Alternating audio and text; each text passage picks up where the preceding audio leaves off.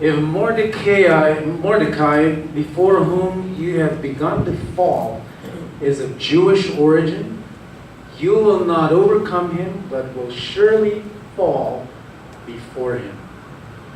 This was spoken to the enemy, but really addressed to us as Christians, as children of God, of divine origin.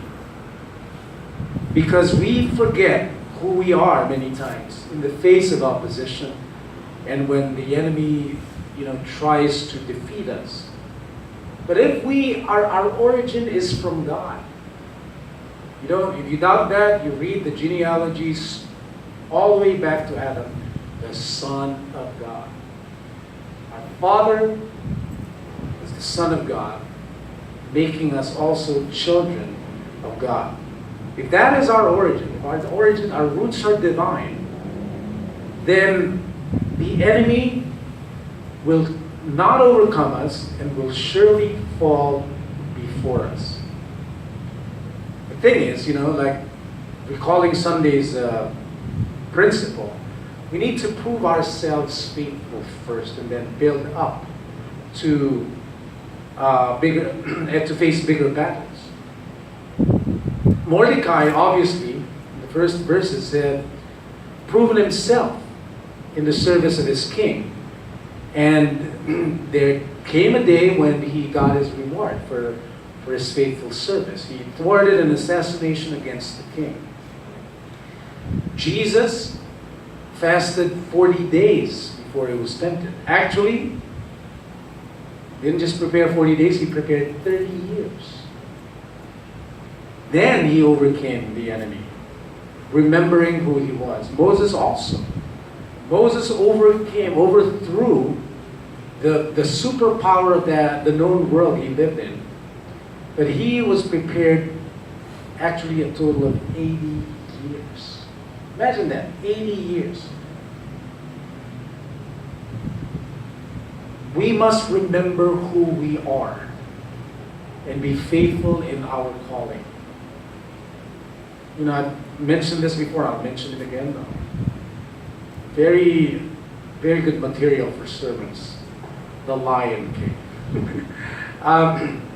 Remember that scene where his father told him, remember who you are. You've forgotten who you are. You've forgotten your roots. You've forgotten who your father is. The thing is, when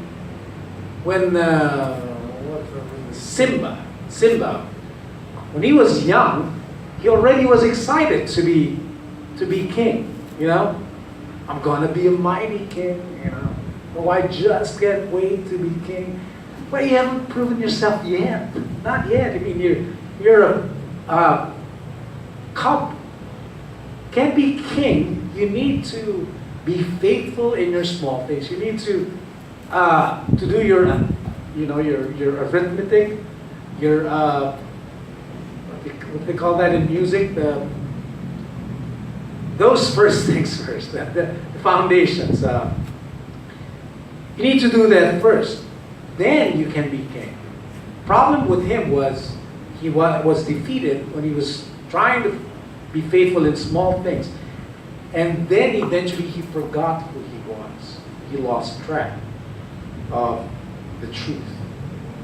But if we understand that the enemy can't stand in front of us, we will realize the lesson that we can get from this portion of Esther read to us today. That at the same time the enemy wants you destroyed, he is destroyed. The same snare he set up for you, it victimizes him. So, reminds you of the same principle when it comes to the enemies of Israel before. Same things that military strategies they tried to employ against the Israelites was applied to them and destroyed them. But also understand this, lest we be too Protestant about it. Our enemies are not flesh and blood. Very biblical, very Catholic, that our enemy is not against, not flesh and blood. We don't wrestle against flesh and blood. Because many times, wrongly misinterpreting imprecatory psalms, we think that our enemies are those that give us problems. Even our landlord who just justifiably knock on our door and ask for our rent. We think that they're enemies, or people who just are being people. They're not our enemies. It reminds me of this one time when two huge church groups gathered, one on each side, at the Senate because they had a case against each other. I mean, talk about violating the New Testament principle against suing one another. What they did was, reminiscent of Mount Carmel. One side, they had a multitude of people from this one church singing praises to God, praying against the other children of God who were on the other side. And both were calling on the same God to destroy their siblings, his children. Not against flesh and blood.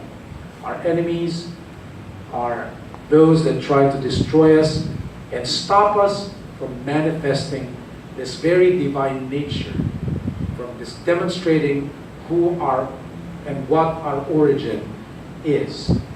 Remember who you are.